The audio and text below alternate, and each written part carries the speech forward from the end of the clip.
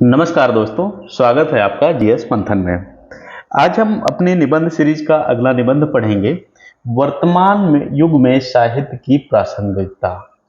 महत्वपूर्ण टॉपिक है। निबंध से संबंधित हमेशा अपनी परीक्षाओं में टॉपिक पूछे जाते हैं, खासकर यूपी की परीक्षाओं में। आप यदि यूपी पीसीएस देने जा रहे हैं या आरओ मेंस देने जा रहे हैं तो आपके लिए बहुत महत्वपूर्ण ये टॉपिक रहने वाला है। इससे पहले भी हमने साहित्य के निबंध कराए हैं, उनको भी जरूर देखिएगा, क्योंकि साहित्य से संबंधित कोई भी निबंध यदि आपकी परीक्षा में आता है तो वह गलत नहीं होना चाहिए, छूटना नहीं चाहिए। सबसे पहले निबंध में हम देखेंगे कि रूपरेखा क्या होनी चाहिए। यानी इस निबंध को लिखने से पहले हम कुछ एक आउटलाइन बना लेते हैं, रूपरेखा बना लेते हैं, जिससे हमें यह लाभ मिलेगा कि हम आराम से निबंध लिखते चले जाएंगे। देखिए, निबंध पहली चीज है, 3 भागों में लिखेंगे। प्रस्तावना है, फिर मुख्य भाग पर आएंगे, इसके बाद हम निष्कर्ष पर जाएंगे। प्रस्तावना में हम लिखेंगे क्या क्या। पहली चीज है, वर्तमान युग की विशेषताएं लिखेंगे। इसमें हम लगभग 100 शब्दों में अपनी बात को खत्म करेंगे, जिसमें हमारा एक उद्देश्य ये भी होना चाहिए कि हम ये जो टॉपिक दिया गया है इसको 100 शब्दों में बता दें कि हाँ भाई, क्या पूछा जा रहा है। जैसे साहित्य पर प्रासंगिकता के प्रश्न का उदय कैसे होता है, साहित्य की अनिवार्य आवश्यकता का प्रतिपादन क्या है, यानी इन चीज़ों को हम इसमें बता देते हैं। फिर हम आते हैं मुख्य भाग पर। तो मुख्य भाग में हमारा बाकी निबंध पूरा रहता है कि हम उसमें क्या क्या लिखने वाले हैं, क्या क्या बताने वाले हैं, क्या क्या चीज़ें होनी चाहिए। जैसे चुनौतियों पर बात करेंगे, मनुष्यता का संरक्षण किस प्रकार करता है, तकनीक के प्रभुत्व में मानवीय संवेदना को बचाए रखने में जैसे करता है, पहचान का भी संकट है, किस प्रकार से चीज़ों को आगे बढ़ा रहा है साहित्य, मानसिक स्वास्थ्य एकाकीपन है तो इसको कैसे सहारा देता है। यानी आप कई बार क्या होता है, देखा होगा आपने, लोग संगीत साहित्य पढ़ लेते हैं, किताबें पढ़ते हैं तो उनका अकेलापन इससे दूर होता है। फिर साहित्य का सामाजिक राजनीतिक महत्व देखेंगे कि किस प्रकार यह समाज पर और राजनीति पे अपना महत्वपूर्ण असर डालता है।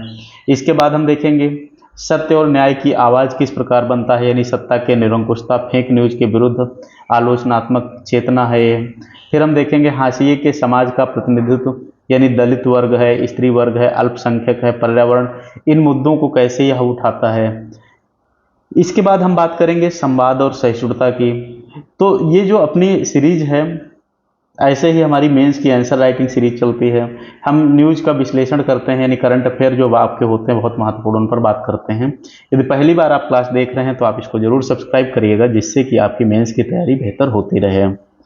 इसमें हम बात करेंगे निबंध में आगे गहन चिंतन और आत्मबोध की, यानी सतही जानकारी से दूर जीवन की गहराई को समझने की बात करेंगे। कल्पना और रचनात्मकता की बात करेंगे। इसके बाद हम भाषा और अभिव्यक्ति का परिष्कार कैसे किया गया है, किस प्रकार से भाषा बताई गई है। डिजिटल युग की बात करेंगे कि अभी साहित्य का किस प्रकार नया रूप हो गया है, ई बुक्स आ गई हैं, ऑडियो आ गया है, ब्लॉगिंग, सोशल मीडिया साहित्य, इनकी बात करेंगे। पहुंच का लोकतंत्रीकरण, यानी साहित्य को जन जन तक कैसे सुलभ बनाया गया है, अंतर्राष्ट्रीय स्तर पर क्या स्थितियां हैं। इसके बाद हम निष्कर्ष पर आएंगे और भविष्य की दिशा की बात करेंगे, और इस प्रकार हमारा यह निबंध पूरा हो जाएगा। तो निबंध लिखने में आपको कुछ चीज़ें खास करके ध्यान रखनी है।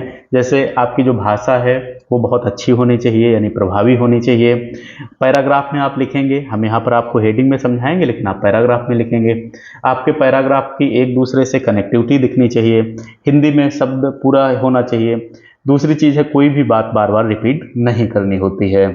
अब हम धीरे धीरे निबंध को आगे समझते हैं, जहाँ जैसे समझने वाला होगा उस चीज़ को विस्तार में बात करेंगे। देखिए, निबंध आप कभी रट नहीं सकते हैं, इसलिए निबंध को आपको पूरा पढ़ना चाहिए, समझना चाहिए, पूरी क्लास देखना चाहिए, जिससे उदाहरण के माध्यम से आप पूरा समझ सकें।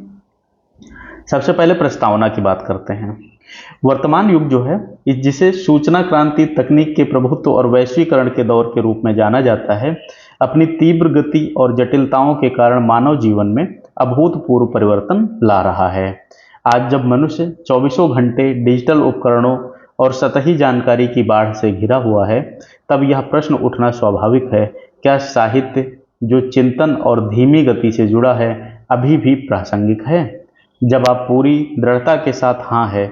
साहित्य आज पहले से ही अधिक प्रासंगिक है, क्योंकि वह लंगर है जो मनुष्य को तकनीक के तूफान में अपनी मानवीय संवेदना और आत्मिक जड़ों से जोड़े रखता है।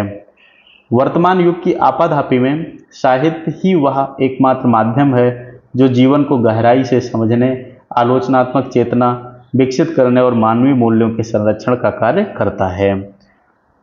इसका महत्व मनोरंजन या शिक्षा तक सीमित नहीं है, बल्कि यह हमारे अस्तित्व और नैतिक मनोवैज्ञानिक आधार को सुरक्षित रखने में निहित है। यह हमने प्रस्तावना लिख दिया। प्रस्तावना में हमने यह बताया कि साहित्य की वास्तव में उपयोगिता क्या है, यानी प्रासंगिकता क्या है। इसके बाद हम मुख्य भाग पर आते हैं। तो मुख्य भाग में हम सारी चीज़ें लिखते हैं। अगर कोई ऐतिहासिक पृष्ठभूमि है उस पर बात करेंगे। सबसे पहले हम देखते हैं वर्तमान चुनौतियों के संदर्भ में साहित्य की क्या प्रासंगिकता है। देखिए, साहित्य हमेशा एक बहुत सहारा बन के लोगों का खड़ा हुआ है, चाहे वो दलित वर्गों के लिए हो, चाहे वो बाकियों के लिए हो। तो उसने कोई न कोई माध्यम से भावनाओं को जोड़ के रखा है, इसलिए साहित्य प्रासंगिक तो है ही है। तो वर्तमान युग ने कुछ ऐसी चुनौतियां पैदा की हैं जिनके समाधान के लिए साहित्य एक अनिवार्य उपकरण बन जाता है। जैसे मनुष्यता का संरक्षण। तकनीक ने जीवन को सुविधाजनक बनाया, लेकिन साथ ही इसे मानवीय संवेदनाओं को कुंद करने का खतरा भी पैदा कर दिया है। सोशल मीडिया पर फेक न्यूज और वर्चुअल दुनिया के कारण सहानुभूति का ह्रास हो रहा है। साहित्य पात्रों की भावनाओं और जीवन संघर्षों को प्रस्तुत करके मनुष्य के भीतर करुणा, संवेदनशीलता को जीवित रखता है। यह हमें सिखाता है कि हम केवल मशीन के पुर्जे नहीं हैं, बल्कि भावनाओं और नैतिकता वाले प्राणी हैं। यानी साहित्य कहीं न कहीं से अपनी भावनाओं से जोड़कर व्यक्ति को देखता है। अभी पहचान के संकट पर बात करते हैं। वैश्वीकरण और उपभोक्तावाद की अंधी दौड़ ने स्थानीय संस्कृति, भाषा और इतिहास को खतरे में डाल दिया है। लोग अपनी संस्कृति जड़ों से कटकर एक समरूप उपभोक्ता समाज का हिस्सा बनते जा रहे हैं। साहित्य, विशेष रूप से क्षेत्रीय और लोक साहित्य, इन साहित्यिक जड़ों को सहेज कर रखता है। यह व्यक्ति को उसकी पहचान, परंपरा और अद्वितीय पहचान से जोड़कर इस पहचान के संकट का मुकाबला करने में मदद करता है। फिर देखते हैं मानसिक स्वास्थ्य और एकाकीपन। वर्तमान जीवन शैली अत्यधिक तनावपूर्ण है, जहां प्रतिस्पर्धी और भौतिक सफलता का दबाव मानसिक स्वास्थ्य को प्रभावित कर रहा है। साहित्य एकांत में पढ़ा जाने वाला एक ऐसा भावनात्मक सहारा है जो व्यक्ति को उसके अकेलेपन में सांत्वना देता है, उसके आंतरिक द्वंद्वों को समझने में मदद करता है। किसी उपन्यास के पात्र के साथ अपनी भावनाओं को जोड़कर पाठक भावनात्मक रूप से स्वस्थ महसूस करता है। देखो क्या होता है, कई बार आपने देखा होगा, आप ट्रेन में जा रहे हैं, बस में जा रहे हैं, तो अकेले हैं, उस समय कोशिश करते हैं कोई न कोई किताब पढ़ें। वो किताब कैसी होनी चाहिए? आपके सिलेबस की नहीं होनी चाहिए। आप एक ऐसी किताब पढ़ना चाह रहे हैं जो हो सकता है काल्पनिक दुनिया से परे हो, लेकिन आपको एक शांति देती है, भावनात्मक सहारा देती है। यही इसकी सबसे बड़ी प्रासंगिकता है, यानी आपके अकेलेपन का ये साथी बनती है। साहित्य का सामाजिक और राजनीतिक महत्व क्या होता है? आधुनिक लोकतंत्रों और जटिल समाजों में साहित्य का सामाजिक और राजनीतिक महत्व बढ़ गया है। जैसे सत्य और न्याय की आवाज़। वर्तमान युग में मीडिया पर अक्सर सत्ता का नियंत्रण होता है और फेक न्यूज तथा प्रोपेगंडा का बोलबाला होता है। एक चीज़ और ध्यान रखिए, जैसे ये बात आपको लिखनी है प्रोपेगंडा, तो इसको आप इंग्लिश में नहीं लिखेंगे, ऐसे नहीं लिखेंगे, इसको आप उच्चारण में लिखेंगे। ऐसे में साहित्य एक स्वतंत्र, निर्भीक और आलोचनात्मक आवाज़ के रूप में सामने आता है। उपन्यासकार, कवि और नाटककार सत्ता की निरंकुशता, भ्रष्टाचार और सामाजिक अन्याय को उजागर करके पाठकों में आलोचनात्मक चेतना विकसित करते हैं। जॉर्ज ऑरवेल की 1984 जैसी रचनाएं हमें आज भी तानाशाही के खतरों के प्रति आगाह करती हैं। भाई, साहित्य को हो या इतिहास को हो, पुराने समय में लिखी गई बात ही तो आज हम जान पाते हैं कि हाँ, इस माध्यम से, इस प्रवाह में ये बात कही गई थी, उस समय ऐसा हुआ था, कैसे हम अंदाजा लगाते हैं। इसके लिए भी साहित्य बहुत बड़ा योगदान देता है। फिर हाशिए के समाज का प्रतिनिधित्व कैसे है? वैश्वीकरण का लाभ समाज के छोटे वर्ग तक पहुंचा है। साहित्य ने हमेशा हाशिए पर पड़े, हाशिया मतलब होता है कि वो वंचित वर्ग, दलित, आदिवासी, स्त्री, गरीब की पीड़ाओं, संघर्षों और आकांक्षाओं को मुख्य धारा के विमर्श में लाने का काम किया है। दलित साहित्य और नारी विमर्श आज के दौर में सामाजिक न्याय और समानता की स्थापना के लिए सबसे सशक्त साहित्यिक उपकरण है। फिर हम देखते हैं संवाद और सहिष्णुता। दुनिया आज धर्म, जाति, राष्ट्र और विचारधारा के नाम पर बटी हुई है। साहित्य विभिन्न संस्कृतियों और विचारों के लोगों के अनुभवों को पाठकों के सामने रखता है। किसी अन्य संस्कृति के साहित्य को पढ़ने से पाठक के मन में उस संस्कृति के प्रति सहानुभूति और सहिष्णुता का भाव पैदा होता है, जिससे समाज में समन्वय और शांति स्थापित होती है। फिर साहित्य का व्यक्तिगत और मनोवैज्ञानिक कैसे महत्व होता है, हम इस पर भी चर्चा करेंगे। इसमें देखो, सतही और त्वरित जानकारी के इस युग में साहित्य मनुष्य के भीतर गहराई को पोषित करता है, गहन चिंतन और आत्मबोध। देखो, इंटरनेट जो है हमें जानकारी का विशाल भंडार देता है, लेकिन वह हमें गहराई से सोचने का समय नहीं देता है। साहित्य, विशेषकर गहन उपन्यास और कविताएं, पाठक से एकाग्रता और धीमापन मांगती हैं। यह मनुष्य को क्षणिक उत्तेजना से दूर ले जाकर जीवन के स्थायी मूल्यों और उद्देश्य पर चिंतन करने के लिए प्रेरित करती हैं। यह हमें क्या है, क्यों है पर सोचने पर मजबूर करती हैं। देखो, इंटरनेट जब आप चलाते हो तो उसमें आप देखते होगे हमेशा कि आपको ऐसी चीज़ें दिखती हैं जो कि लगता है बहुत ज़रूरी हैं, बहुत आवश्यक हैं, लेकिन जैसे ही आप चीज़ों को ऊपर बढ़ा देते हो तो लगता है कोई बात नहीं, हम अगली खबर पर फोकस कर देते हैं। तो इंटरनेट ज्ञान का भंडार तो है, ये तो आप कह सकते हो कि बहुत ज्ञान वहाँ पर भरा पड़ा है, लेकिन क्या वह आपके आवश्यक है काम को, क्या वो आपको सोचने पर कुछ मजबूर करता है? शायद नहीं। आपने कोई खबर पढ़ी, उसके बाद आपने दूसरी खबर पढ़ी और पहली वाली भूल गए। सोचने पर तब मजबूर होते हैं जब आपके दिमाग में वो छप जाए। तो इसलिए साहित्य इसमें बहुत बड़ी भूमिका निभाता है। फिर कल्पना और रचनात्मकता देखते हैं।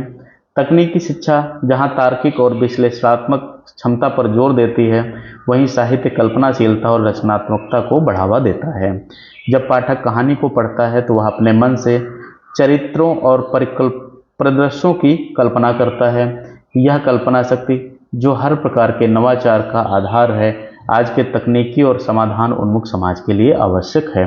देखो, कई बार क्या होता है, आप जैसे शेर शायरी नहीं होता है, तो शेर शायरी जब आप सुनते हो कई बार, तो आपको ऐसा लगता है कि आपका ही दुख इसमें लिखा गया है। मतलब आपके बारे में ही इसमें बात कही गई है, जो आपकी परिस्थितियां हैं। तो ये कैसे दिमाग में आया? आपने उससे वहां पर खुद को रख के देखा ना, तभी तो दिमाग में आया। यानी इसका मतलब है किसी का लेखन आपके दिमाग में इतना गहरा असर डाल सकता है। एक उदाहरण मैं आपको और बताता हूँ। आपने बहुत सारे निबंध पढ़े होंगे अब तक, बहुत तैयारी करते हो तो आप लोग पढ़ते ही रहते हो, चीजें पढ़ते हो, ढूंढते हो, सब कुछ करते हो। जब से आप जीएस मंथन का निबंध पढ़ना शुरू किए हो, तब से आप यकीन के साथ एक बात बताना मुझे, आप कमेंट जरूर करना अगर यहां तक आपने निबंध मेरा देखा है तो, क्या आपको मेरा निबंध जो है सोचने पर मजबूर नहीं करता है? क्या आपका ऐसा मन नहीं करता है कि सर अगला निबंध भी पढ़ा दें तो अच्छा रहेगा? मैं मतलब तारीफ में नहीं कह रहा हूँ, आप खुद से पूछना ये चीज कि क्या आपको ऐसा नहीं लगता कि हाँ भाई ठीक है, यहाँ आ गए, अब हमारी एक निबंध की जो खोज है वो पूरी हुई। ये इंसान एक ऐसा है जो मुझे जैसा मुझे चाहिए, जैसा परीक्षा में चाहिए, वैसी चीजें लाके दे रहा है, चाहे जहां से लाता हो, चाहे जैसे लिखता हो, चाहे जैसे सोचता हो। यानी एक जो हमारी खोज है वो पूरी हुई, हमें लगता है कि ठीक है ये बंदा कर लेगा, हमें मदद मिल रही है, हमें ठीक है। तो ये जो साहित्य है, यानी लिखने की कला ही तो है भाई। अगर हम आपसे कहते हैं कि आपका निबंध बहुत प्रभावशाली होना चाहिए, यही तो हम बोलते हैं। हम कहते हैं कि आपका निबंध का जो शब्द संख्या है, शब्द सीमा है, उसी शब्द सीमा को तय करते हुए आप एक बेहतर निबंध लिखो। मतलब हम चाहते हैं कि अगर 20,000 निबंध लिखे जाते हैं तो उसमें आपका बहुत बढ़िया निबंध हो। नहीं 20,000 में तो 200 निबंध में तो हो ही आपका निबंध, 20 निबंध में तो आपका हो ही, उसलिए मैं मेहनत करता हूँ। यही काम साहित्य का होता है। फिर भाषा और अभिव्यक्ति का परिष्कार, यानी सोशल मीडिया और त्वरित संदेशों के कारण हमारी भाषा और संचार जो है कौशल का स्तर गिरता जा रहा है। साहित्य भाषा को सबसे शुद्ध, सुंदर और प्रभावी रूप में प्रस्तुत करता है। यह पाठकों को विचारों को स्पष्टता, सटीकता और सौंदर्य के साथ व्यक्त करना सिखाता है, जो किसी भी पेशेवर या व्यक्तिगत जीवन में सफलता के लिए महत्वपूर्ण है। अब हम डिजिटल युग में देखते हैं किस प्रकार इसका स्वरूप बदला है। साहित्य केवल कागज तक सीमित नहीं रहा है, बल्कि उसने स्वयं को वर्तमान के अनुरूप ढाल लिया है, जिससे जिससे उसकी प्रासंगिकता बढ़ी है। फिर नई विधाएं कैसी आती हैं, जैसे ई बुक्स अब देखा होगा आपने चल गई हैं, ऑडियो बुक हो गई है, पॉडकास्ट शुरू हो गए हैं, ने साहित्य को गतिशील बना दिया है। इसके अलावा ब्लॉगिंग, माइक्रो फिक्शन और सोशल मीडिया पर कविताएं जैसी नई विधाओं ने साहित्य को दायरे को इसके और बढ़ा दिया है। आज कोई भी व्यक्ति आसानी से अपने विचारों को प्रकाशित कर सकता है, जिससे साहित्य का लोकतंत्रीकरण हुआ है। फिर पहुंच का लोकतंत्रीकरण, इसको भी समझते हैं क्या बात होती है। डिजिटल माध्यम ने साहित्य को समाज के हर कोने तक पहुंचा दिया है। एक क्लिक पर दुनिया के किसी कोने का साहित्य उपलब्ध है। यह पहुंच विशेष रूप से उन लोगों के लिए महत्वपूर्ण है जिनके पास पारंपरिक पुस्तकालयों की पहुंच नहीं है। इस तरह साहित्य ने ज्ञान के प्रसार को भौगोलिक सीमाओं से मुक्त कर दिया है। अब हम देखते हैं निष्कर्ष। तो वर्तमान युग की तीव्र गति और भौतिकतावादी माहौल में साहित्य की प्रासंगिकता कम होने के बजाय बढ़ी है। साहित्य केवल अतीत का गौरव नहीं बल्कि वर्तमान की आवश्यकता और भविष्य की कुंजी है। यदि हमारे शरीर को सुविधा देती है, यह तकनीक हमारे शरीर को सुविधा देती है, तो साहित्य हमारी आत्मा को पोषण देता है। यह हमें मशीन बनने से रोकता है और मनुष्य बने रहने की प्रेरणा देता है। जब चारों ओर शोर और भ्रम हो तो साहित्य वह एकांत शांत कोना प्रदान करता है जहां हम स्वयं से, अपने साहित्य से मानवता के शाश्वत प्रश्नों से जुड़ सकते हैं। साहित्य की निरंतर प्रासंगिकता इस बात का प्रमाण है कि मानव जाति अपनी भौतिक प्रगति के बावजूद अपनी भावनात्मक, नैतिक और आत्मिक जरूरतों को कभी नहीं छोड़ सकती। साहित्य मनुष्य के आत्म परीक्षण का अंतिम और सबसे ईमानदार आश्रय है और यह प्रासंगिकता तब तक बनी रहेगी जब तक मानवता बनी रहेगी। तो यह निबंध आपका पूरा होता है। अब इसको 2-3 बार प्रैक्टिस जरूर करिएगा। पसंद आया तो लाइक करिएगा और लोगों को भी शेयर करिए जिससे सबको लाभ मिले। ये क्लास अपनी यहीं ख़त्म होती है। मिलते हैं अगली क्लास में, तब तक के लिए धन्यवाद।